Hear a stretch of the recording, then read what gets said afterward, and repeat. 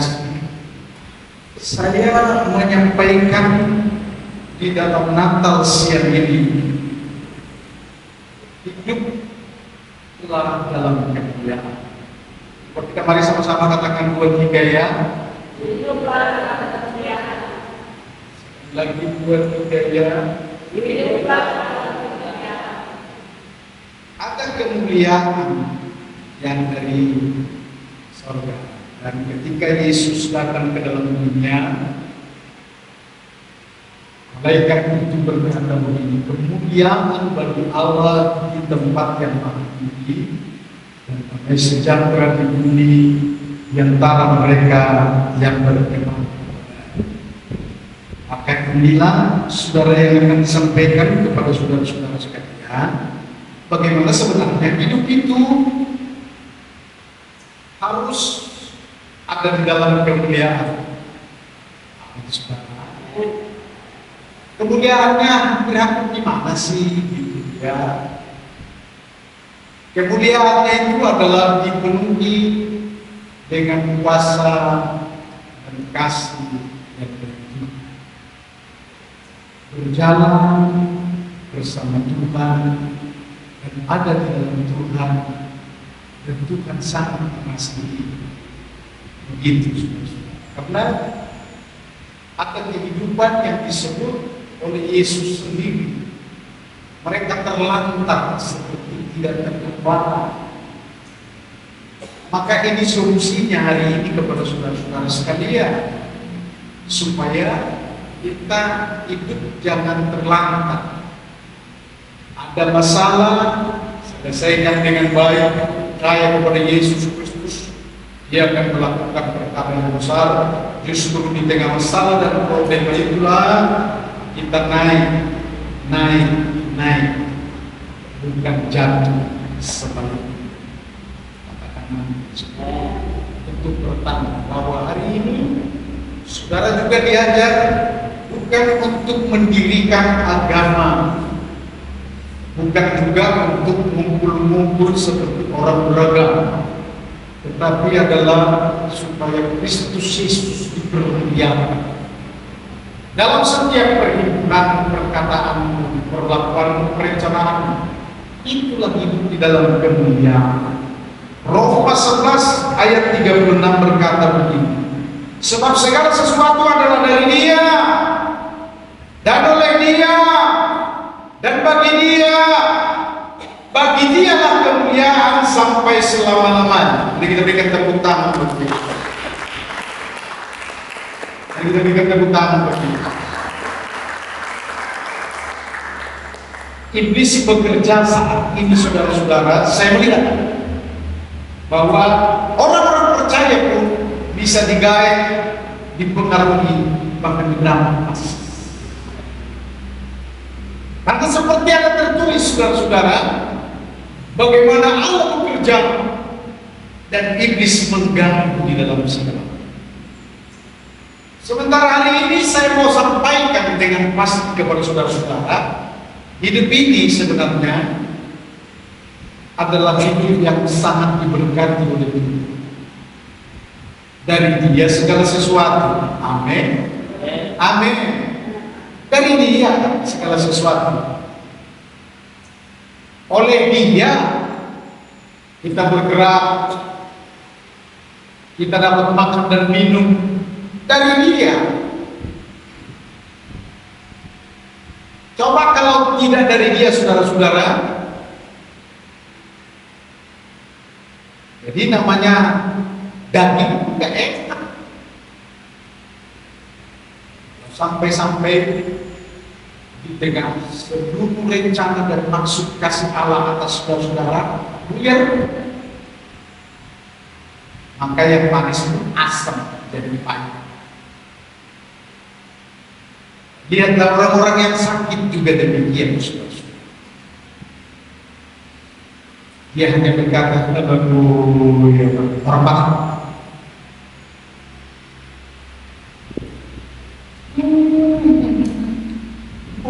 Orang Jawa dan seterusnya di dalam sungguh. Tetapi orang percaya Dia berkata haleluya. Oh, Yesus Tuhan.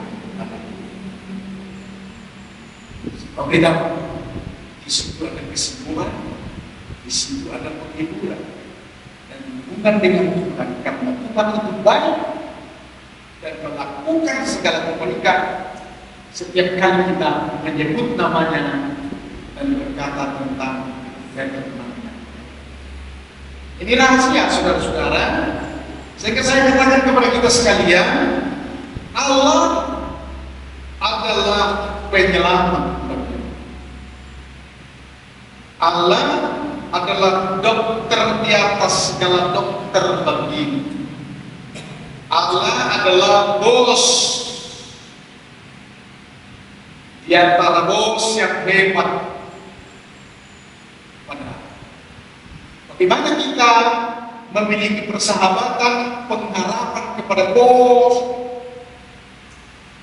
yang kita lakukan di dalam dunia ini? Hari ini saya katakan, coba bertanya,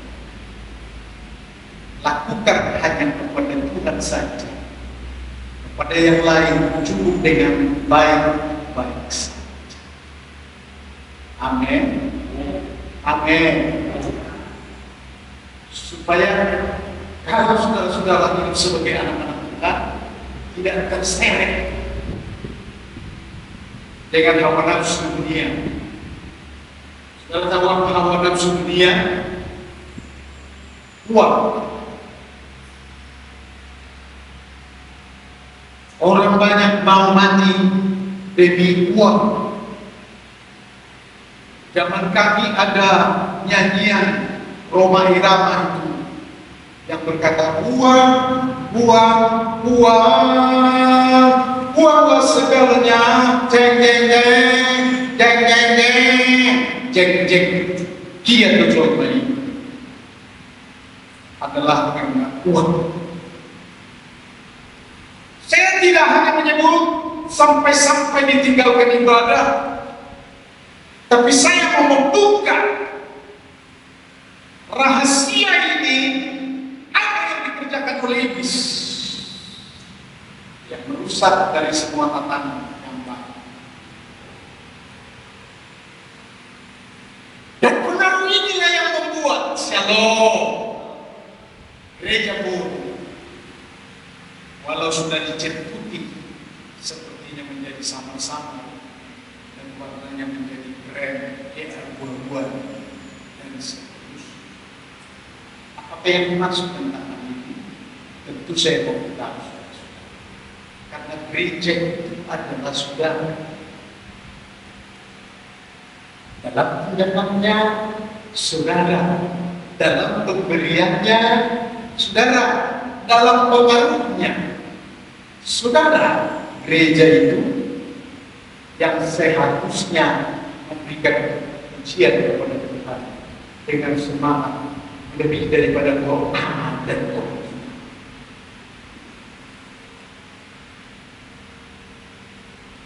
Tiga hal saya sampaikan kepada saudara-saudara berbicara tentang kemuliaan.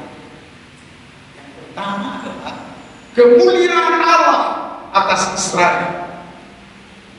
Dan kemuliaan Allah ada padamu. Entah engkau tidak merasakan karena kebas kakimu, karena kebas perasaanmu, tetapi aku harus beritahu. Shalom, shalom, bahwa kemuliaan demi kemuliaan dilakukan kepada bangsa Israel. Siapakah bangsa di antara bangsa-bangsa yang ada di bawah kolong langit ini yang bisa menyerupai seperti orang Israel sampai hari ini, baik dalam berpikir, dalam mengerjakan sesuatu, dalam wibawa dan kesempatan dalam apapun, dengan baik-baik. Karena Allah memberikan kemuliaan itu kepada mereka. Oleh karena kemuliaan itu, tantangan dari bangsa manapun tidak akan bisa mengapa-apa. Shalom. sampai dengan bangsa itu adalah dikatakan firman-Nya Allah, supaya nama dipermuliakan atas semua apa yang dikerjakan oleh Allah atas bangsanya, bangsa pilihan itu. Saya mau berikan kepada saudara-saudara bahwasanya di tengah bangsa itu adalah soal fisik dan logika, kekuatan dan hal nama kepada bangsa Israel. Ada yang tidak sama dengan saudara-saudara. Shalom. Yang tidak sama dengan saudara-saudara, jasmani dan rohani seperti apa yang diberikan kepada orang Israel, engkau punya. Tetapi ada lagi yang istimewa adalah kuasa Roh Kudus yang mampu melakukan segala perkara. Shalom. Yang mampu mengimbangi Israel sekalipun. Tapi kadang-kadang saya memberitahu ini saudara-saudara, memang manusia dari sononya gak tahu yang dibeli, gak tahu yang ada pada dia, gak tahu dan sadar apakah sebenarnya fungsi dan panggilan Allah kepadamu.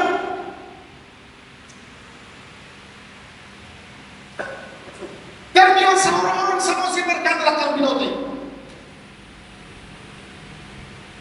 Tapi ini Mas Logo dari ida dari Shalom. Ya biasa ini saya buka kali ini saudara-saudara. Kalau saudara tidak mengungkapkan itu, tetapi daging seperti dari itu terombang-ambing dengan rupa-rupa yang tiada itu di dalam dunia.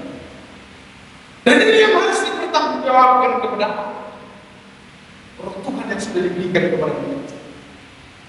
Sudah sampai di mana dan apa yang kita kerjakan. Jika Roh Tuhan dalam pengadilan 2 Korintus 5 ayat yang ke-10, semua pekerjaan baik atau tidak baik, maka pengadilan itu berkata kepada yang baik diberi upah, kepada yang tidak baik maka dari sekarang sebenarnya sudah saya cerita itu berlangsung, hukum itu, penghakiman itu, wasit itu, firman-Nya adalah bekerja,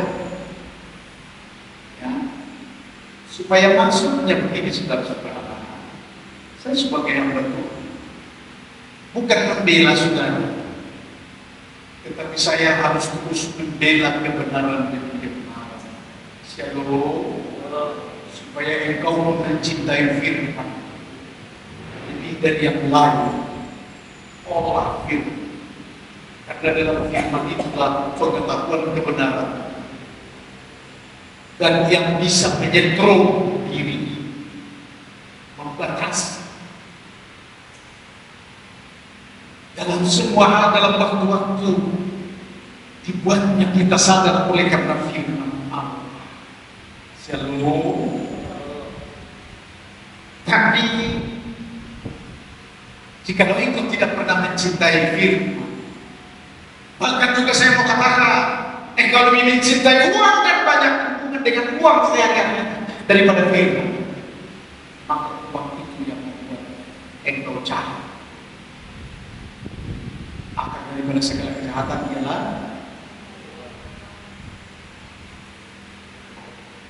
dan saya punya kesaksian karena saya pun juga musik. Saya pernah meminta kepada Tuhan yang namanya untuk memberitakan Injil ini dengan yang baik. Shalom saudara-saudara, maunya ada uang lah Tuhan, baru memberitakan Injil ini membuat KKR di sana sini. Tapi apa kata Tuhan? Shalom, itu yang pernah diperdengarkan kepada aku tulis di hakim. Bukan dia bilang, aku isi dalam dompetmu. No. Shalom.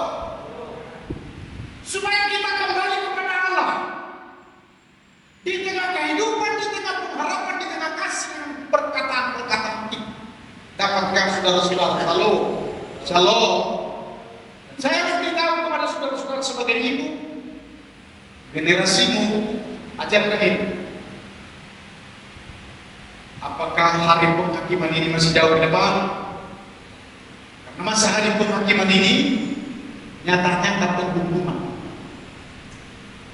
Barat seorang orang tua kepada anaknya hukuman itu, yang belum papel atau berhenti langsung begitu, saudara-saudara. Bedanya dengan orang-orang dulu, orang-orang dulu tak bisa kita kita belajar. Beda dengan zaman sekarang ini. Saya tidak tahu di pekerjaan itu.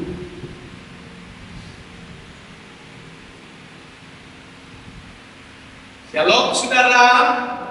Rahasia yang harus saya katakan tampilkan firman Allah di dalam Lukas pasal 2 ayat 14. Ini rahasianya. Lebih cepat, lebih baik kemuliaan bagi Allah di tempat yang maha tinggi. 2, 3, ya. Kemuliaan bagi Allah di tempat yang maha tinggi. Dan damai sejahtera di bumi antara manusia yang berkenan kepadanya. Ayat yang ke-15 buat. Kalau berkenan, saudara-saudara. Jadi kemuliaan Tuhan itu supaya saudara-saudara jangan ikut untuk berkata, ini lambat juga Tuhan untuk membalas dan jawab doaku. Shalom.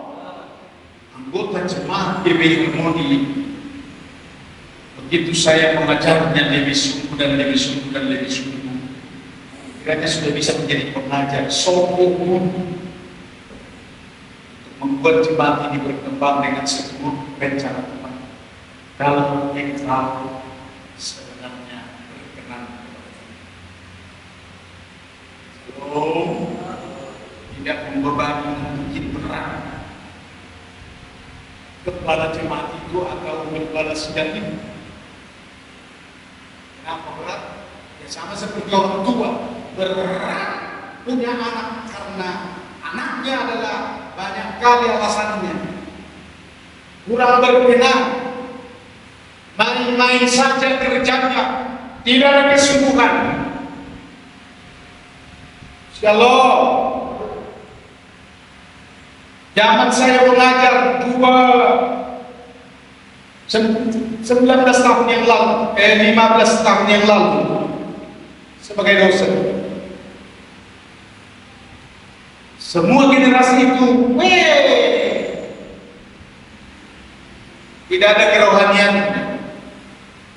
13 tahun saya mengajar, saya capek untuk mengajar.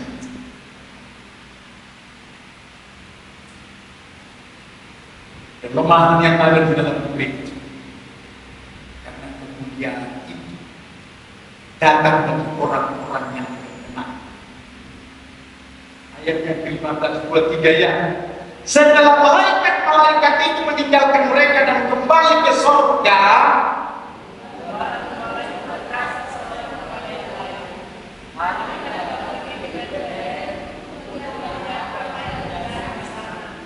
seperti yang diberitahukan Tuhan kepada kita, mereka bukan saja merenungkan firman Allah, tetapi mereka mengajak, marilah kita, marilah kita melihat apa yang diberitahukan kepada kita. Sebab pada waktu itu hanya suara yang berkata, seorang bayi akan lahir. Pada gembala-gembala itu dikatakan adalah kamu akan melihat kemuliaan. Jadi belum melihat, saudara-saudara. Tetapi mereka dengan ini setengah malam.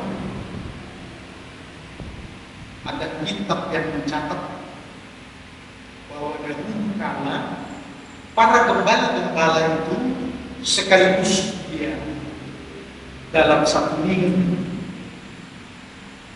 sangat berkurang. Di tengah malam itu datanglah malaikat untuk memberitahukan kemuliaan bagi Allah di tempat yang maha tinggi. Damai sejahtera bagi kamu yang berkenan kepada Allah. Karena seorang baik akan laku bagimu yang menjadi juru selamat. Respon dengan baik-baik. Shalom, shalom. Sebenarnya saya terus terang ini, banyak respon kaum bapak dalam gereja. Mungkin 2026 kan? Shalom. Dan kurang bijak juga ibu-ibu untuk mengatur suaminya. Barangkali ibu-ibu ini tak apalah, iyalah, apa penting buatlah, kira-kira begini. Padahal saudara-saudara, sebagai wanita, padahal ada pengaruh yang begitu besar untuk membuat suami tanpa kau curi. Pengaruh untuk mengarah kepada kebenaran, komitmen untuk firman Allah dengan baik-baik ini. Shalom. Bagaimana keluarga itu menjadi rohani? Itu yang penting, bukan untuk kaya. Dengan baik-baik ini saudara-saudara. Karena kemuliaan itu diberikan kepada kita bukan untuk kaya, tetapi untuk kita berkenan. Bagaimana kita sebenarnya untuk menjadi saksi, sebagaimana anak-anak Tuhan dan sebagaimana orang-orang percaya, dan sebagaimana yang dititipkan kepada saudara-saudara, sesuatu itu dapat dipercaya. Itu loh, saudara ngerti? Bagaimana bisa dipercaya? Yang bisa dipercaya itu adalah dia jujur di hadapan Allah.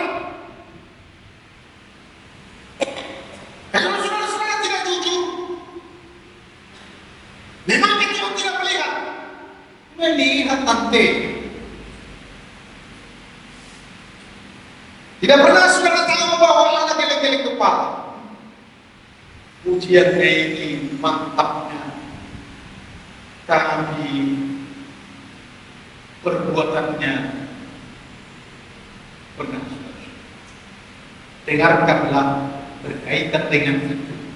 Yesus yang datang di dalam dunia, dia berkata kepada orang kaya, karena maksud Allah di dalam Yesus Kristus kebenaran. Orang kaya, persembahkanlah seluruh harta, baru kau ikutan. Ini dalil ini yang mau disampaikan kepada saudara-saudara. Apa maksudnya? Demi Injil,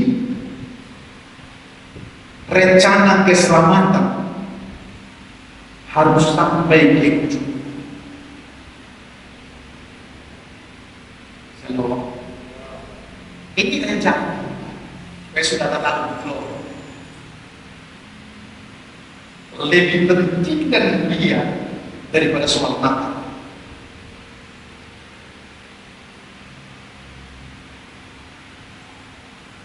Natal muliakan ya, karena Yesus Kristus ditinggikan dan saudara mendapat damai sejahtera. Tapi rahasia yang disampaikan kepada saudara-saudara, Yesus lahir, tetapi Yesus mati demi keselamatan, supaya kemuliaannya begini saudara-saudara. Shalom. Diselamatkanlah seluruh dunia ini. Mari kita lihat Yohanes 3 ayat 16, 2, 3 ya.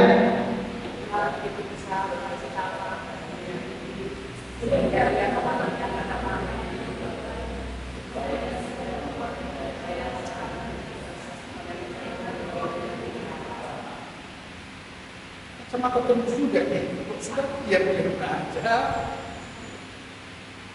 Ayo kita lihat ini Natal itu.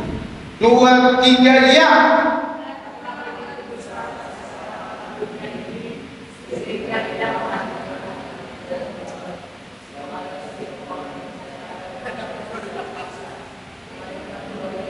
Baca mereka minum.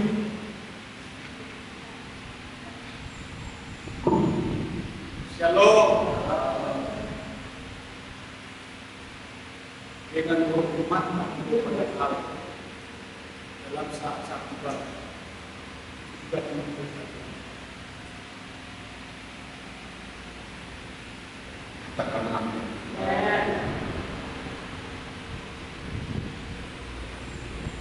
Sebab kalau Injil ini adalah kekuatan Allah yang menyelamatkan sesuatu. Dan liturgi kita itu tadi yang berkata karena begitu besar kasih Allah akan dunia sehingga Ia mempersembahkan anaknya mati ya. Itu maksudnya. Jadi untuk keselamatan bagi dunia Dia harus lakukan. Saya membawa saudara-saudara untuk masuk di dalam kesungguhan supaya melihat enak tidak kira-kira saudara-saudara kalau mati.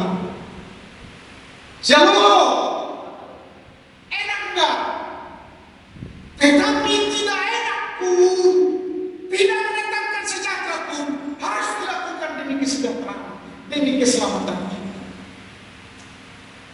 Dan hari ini yang dimaksud oleh Tuhan Injil adalah kekuatan Allah yang menyelamatkan. Saudara-saudara menjadi penginjil. Amin, saudara. Shalom. Begitu pentingnya pemberitaan Injil ini. Saya memberitahu saudara-saudara, kalau seringkali Tuhan mengingatkan, menguatkan, menyadarkan saya, dan Dia jawab saya selalu ketika saya berdoa, Tuhan, pulihkan ekonomiku. Aku tulis doa.